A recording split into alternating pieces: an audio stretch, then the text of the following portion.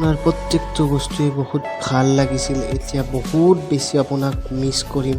আপুনি য'তেই থাকে সুখ শান্তিৰ মাজত থাকক তাৰে কামনা কৰিলোঁ।